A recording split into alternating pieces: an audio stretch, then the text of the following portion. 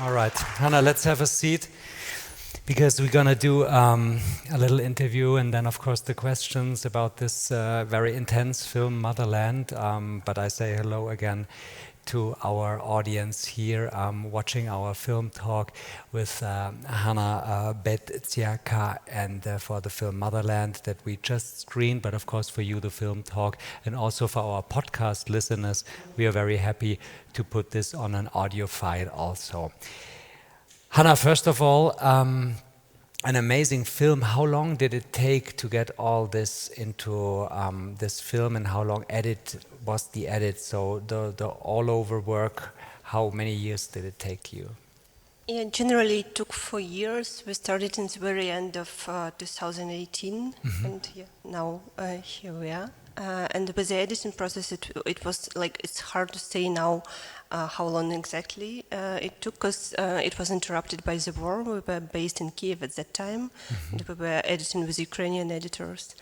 And we were kind of close to having final cut when war started, and then we just fled and evacuated 2 of our characters who've been at this moment in Kiev as well. But generally, I think it's 1 year of editing, something like that.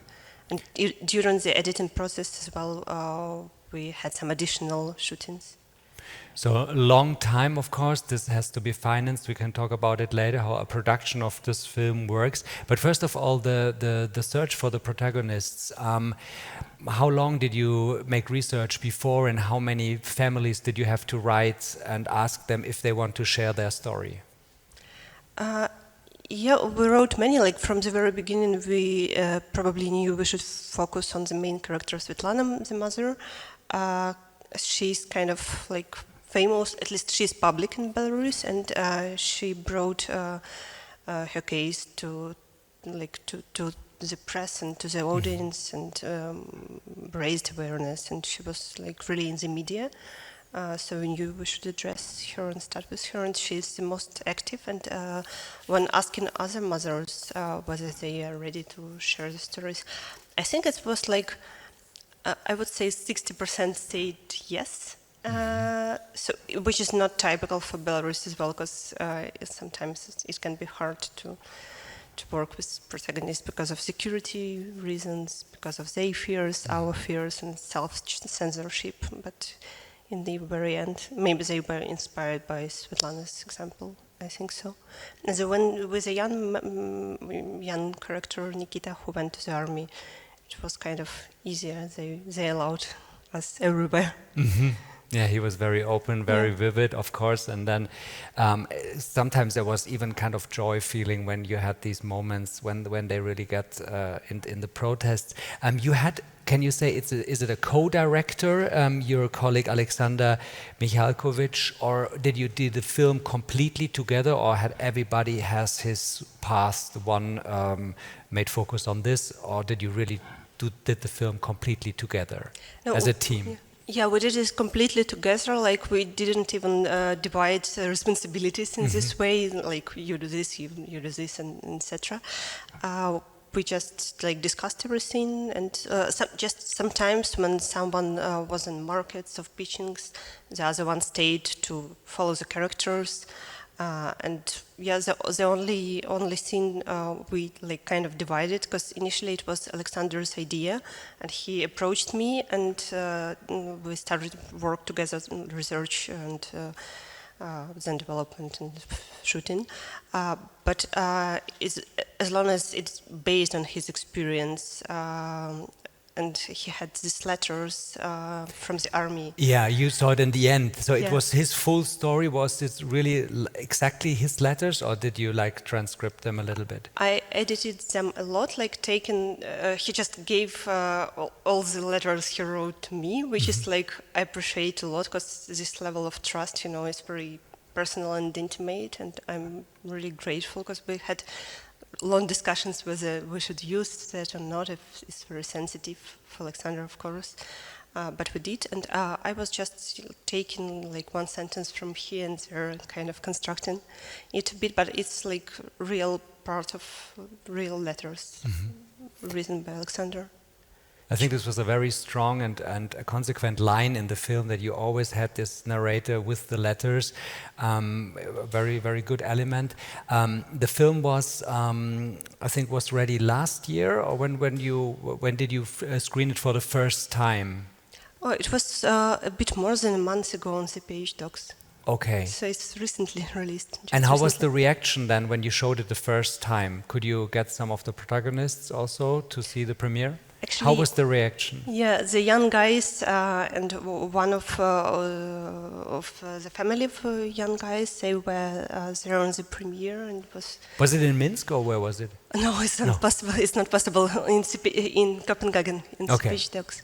I'm not sure it's possible to show it in Minsk nowadays. I guess, unfortunately, yeah. Even so, but all the young protagonists, they are out of the country, so. Mm-hmm. They could come and even though we prefer not to make them so public, even though they are not afraid. Mm-hmm. And they are out of the country, but maybe it's our self-censorship again. But you have still contact with them? Yeah, of course. With the protagonists? Yeah. Okay, and as you, of course, the question was, I thought in the beginning, or it was maybe more than a wish to show this film also in Minsk, but of course it's not possible. Tell us about the actual situation there. I mean, you work as a journalist, the media is censored, of course, it's a strong dictatorship, it's very dependent from Russia. How is the actual situation right now, mid of 23, after more than 1 year of the war? Yeah, we are not based there for 2 years already, but of course we are in touch with all the friends and colleagues, and I have this feeling that it's getting worse and worse, and the repressions are growing, the level of it, and I don't know, every time I face new people put in prison, some of my friends and colleagues, and it's really painful, and it's not stopping. It's just getting bigger. And, yeah. Mm-hmm. All right. I saw when you had the Victory Day on the 9th of May, like 3 or 4 days ago, when they had this last night before they went then to the army. Is it still right now that they go for 18 months there, and the situation in the army is that strict as it was shown with these old rituals, with this discrimination? Yeah, absolutely. It depends from unit to unit, probably, but this dedovщина, which is like hazing or like this hierarchical violence, it's pretty common everywhere. It's just the level of violence you have in this unit or that one. Mm-hmm. So yeah, the system is the same, and it's compulsory military service. You cannot you can unofficially to break a leg or to make some deal with doctors or whatever. People find the ways, but. Normally, all of the male population has to go through this experience, mm-hmm. which in my opinion is it's huge impact on the society, because when half of the population is basically they go through this violence and then they practice it, so it's they are traumatized and they bring it to the families, to the society in general, and of course it's. And how dangerous was it for the team? Where we saw this one scene when the army was getting closer and closer, you were running, the camera was definitely shaking and moving. Did you shoot with more cameras? Did you split up the team then? How dangerous was it for you as a crew? No, we were working in a small team at this time, and it also wasn't really possible to have some additional DOP at the time, because everyone was busy with filming something. For the news, so did you all film? No, we had a DOP, okay. And he did that. Yeah, I don't know. It's hard to say for me now how dangerous is it, because I'm kind of used to this kind of situation, working as an independent journalist before. But yeah, I think it is. It is pretty dangerous. We can at this point also ask, I could definitely not pronounce the name of the camera, but then we have it on then. It's your colleague? Yeah, it's Sergei Konoplyannik. All right, excellent. Excellent work also for the camera, of course, for the production. How was the work with the production? I mean, it's a long term that you film. how could you finance it? Was it always like a new round of getting financed the film, or did you have a budget from the beginning? No, of course not. We didn't have not anything from the beginning, but yeah, we started with having some small research grants, like really small ones, and then we applied and got ITFA Berta Fund production support, which was very helpful for us, because in Belarus, like, there is no film industry in normal sense. You cannot get financed there at all.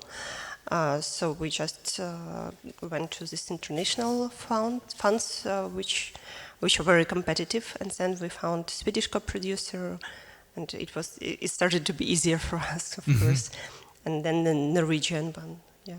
Norwegian, Ukraine, and Swedish. Yeah. All right. Do you have some questions for Hanna? We have also a microphone if you want to ask anything about the film. Of course, we start here, and then here my colleague gives you the microphone. Thank you very much for the film. I just wanted to ask, if I remember his name correctly, Nikita, who went to the army, when he came back, did he meet his friends? And if so, why did you decide to not put it in the film, their meeting after 18 months? Yeah, he did, and firstly we thought it was an interesting dynamic, because they definitely had a huge distance and it was hard for them to communicate. But like with the beginning of war, we rethought our approach to the film and what we should focus on, and we decided not to include it. But generally, yeah, he did, and it was pretty intense for all of them. But now they are kind of friends again, and they are together outside of Belarus. So it went in this way. All right. Thank you very much for the question. Next. Yeah, also thank you very much for the movie. It was quite impressive. I have a couple of questions, actually. For one, there was this scene at the cemetery. Actually, I think it was two scenes which were recurring. And what struck me is it like a All Saints Day or something? Because I've been in several places on cemetery in the world, and I've never seen so many flowers, and they seem to be very fresh. And I don't remember any war taking place in 2017. So why were there so many graves? No, it's just traditional. We have this commemoration day of deceased people after the Easter, like in 9 days after the Easter. It's traditionally when people bring in that amount of plastic flowers and visiting the graves, and the priests are there. So it's not because of war or anything, it's just tradition. But they're mostly plastic flowers? Yeah, okay. Unfortunately. Okay. So it's like Dia de los Muertos in Mexico, where you have one day where you celebrate the dead. Okay. Kind of. Because I was really wondering what I missed back then. Okay. And my other question is it just on that day of May 9th? I just call it Victory in Europe Day for lack of a better term, that they actually recall and talk about Soviets again. We the big Soviet nation, and in the same vein, it struck me that Lukashenko said he forced I think that was just right before New Year's Day. He said he forced the people to think of the future or something like this. Is this something that is typical of his regime? You have to push the people to be in luck. Something like that. Is this a common theme, or was this just something that is in this, on this day that happened? Yeah, but sometimes his speeches are very, have some surprising wordings, and it's his style mostly. And of course, when you talk about the regime and the dictatorship, it's everything about forcing people to be happy in their way, how they do understand it, but mainly, yeah. And the narrative about the Soviet Union is very common, not only during this Second World War, like kind of Victory Day in May, but during the whole year, of course, and it's very something like the official ideology is based on a lot.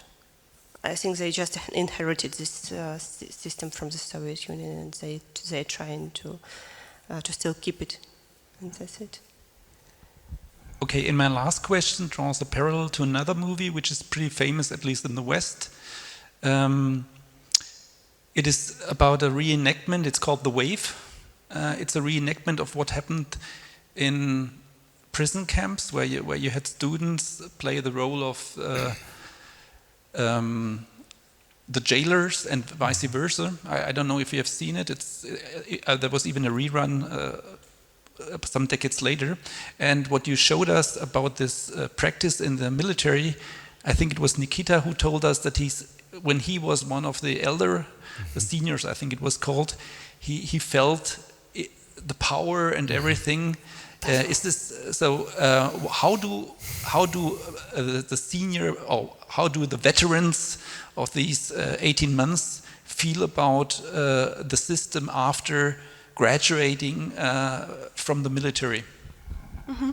Yeah, I think from the very beginning they mostly wait for the moment they will achieve this status of being a senior, so that they can like kind of revenge and practice this violence as well. And after like really reaching this stage, they of course justify this experience for themselves. And actually, even with the like first half of a year, the most traumatic one, when you are just suppressed, you have to look for some justification of this experience. So when you're out, of course, you will not criticize the army, like mostly. And I think that's why actually we mostly have mothers who are trying to fight with this system. We don't see fathers there because they went through this army systems as well, and they are either afraid to speak, or I don't know, like they kind of step out. Thank you. Even also not the grandpa of Nikita. He was not talking about it and to share his own experience. And after the 18 months, when the recruits come back from military, how long in their life do they have to be prepared for like rehearsals or for military trainings in their life? Is it like every year another week or so, or are they like completely out then? No, they are mostly completely out. Officially, they can be called to some trainings again. Sometimes they call them, but it's not very common. It's started to be more common now with the war, Russian war against Ukraine, which Belarus is kind of involved in as well. So it's became more common. And some of them maybe stay, of course, as like a soldier for profession. Yeah, on a contract basis. Yeah. Okay. Wir haben noch eine Frage, bitte. Yeah, thank you for the film. I would like to follow up actually about fathers and mothers. In the film we see Alexander's mother, Svetlana, who is very active, and we don't know anything about his father. And on the other side, for Nikita, we only see his interactions with his father, but what about his mother? Is there a story behind it? Great question. Yeah, it's just maybe coincidence and family issues, because Svetlana is divorced with his husband, and he is not participating in he wasn't participating in bringing up Sasha, so he's not in the film, of course. And with Nikita's mother, is on the contrary, she moved to Moscow a long time ago, and they are kind of in touch. But he wasn't from teenage age, at least he wasn't raised by her, so they're in touch. But yeah. All right, thank you very much. Okay, one last fast question, because we are already having, but it's nice that you are so interested and that we have a longer Also talk. from me, many thanks for the film. It was really nice. I've got a question regarding the buildings and the way of life, furniture, cars, whatever you see there. Is that realistic reflection of the life nowadays there, or is it some sort of artistic focusing on that, because I found the contrast between like all these video talks with mobile phones and so on one hand, and on the other hand, this, let's say, okay, maybe I should say, I'm originally from Bulgaria, and that reminded me very much of my childhood and my youth. Things looked more or less the same back then in where I came from. So I was thinking, is that intended, like from, I don't know, from the state, from the system, that it still is like that, or is it like sort of financial issues behind it, or I couldn't like put it in the picture, in the puzzle.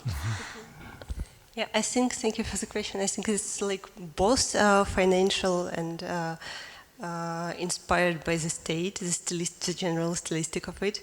But we, of course, like, it's not an artistic focus in terms of interiors and places where the characters are, it's just how it is. And it's very typical, and yeah, I think it reflects a lot how people live nowadays, maybe except of some places in the capital, and I don't know. But generally, on the other hand, with the architecture, we were trying to emphasize this stylistics, because I think it reflects the regime in a way. But it's also something you can see everywhere. It's not that we choose something for purpose. So thank you very much for your questions until now. One last question there. Okay, because we're really now just past the microphone in the back.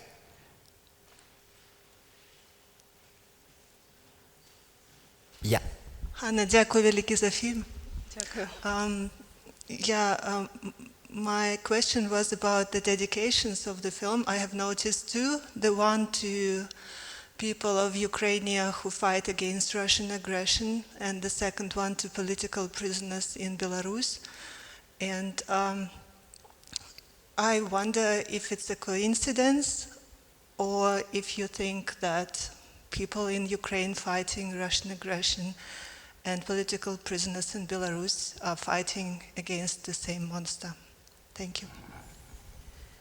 Yeah, I think it's really connected, because the situation when Belarus is involved in Russian aggression against Ukraine became possible, like from my perspective at least, because the loss of the protests. So I think it's very connected processes what's going on in Ukraine now, because the use of Belarusian territory was possible because of the loss of the protests from my point of view. And yeah, I think it's for us personally, for me and Alexander, it's two huge problems and painful points we have with the war in Ukraine and the political prisoners in Belarus. And I think, yeah, these people are basically fighting the same evil. Okay, thank you very much. Just last question to you. Do you have another project already that you're working on? What can we expect from you next?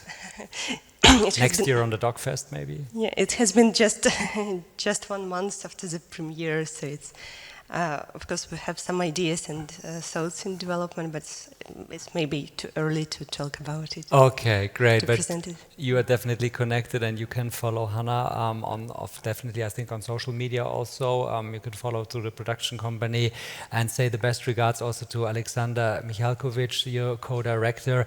Hanna, Badziaka, thank you very much. Thank you so much. Stay.